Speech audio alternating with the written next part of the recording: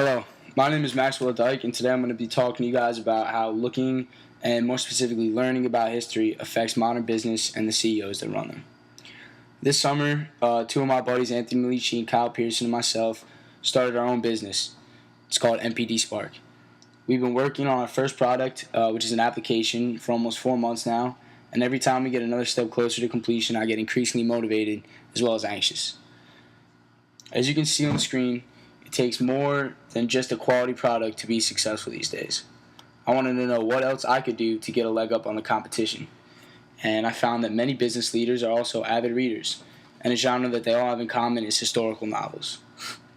So I decided to look further into this, to analyze why they did this and what they were looking to gain from this type of knowledge.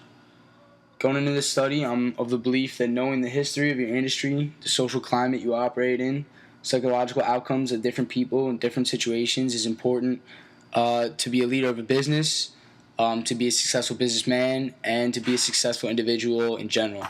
But I also believe that biographies, autobiographies, and stories about successful, hardworking, courageous leaders throughout the history of time can give you an invaluable insight and perspective on how you should act in certain situations.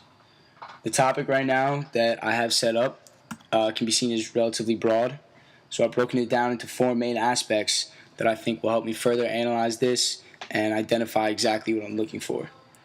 The first one is an overview of what exactly can be learned or improved through looking at history, such as the type of skills and information that is specifically being looked for by these types of people.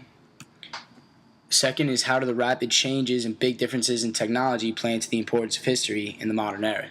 I think this one is extremely important because technology is growing at a faster pace than it ever has throughout the course of history. And we're also seeing things right now that we've never seen before. I want to know why reading a book about a businessman 300 years ago or a leader such as Alexander the Great thousands of years ago can have an effect and still provide relevant information to someone running a business today. The third one is why is business history. An example would be the history of a specific industry, such as the watch industry over the last couple hundred years. If you're a watchmaker, I want to know why that is less important or seen sometimes as equally important to biographies, autobiographies, stories that I mentioned earlier about other aspects of history.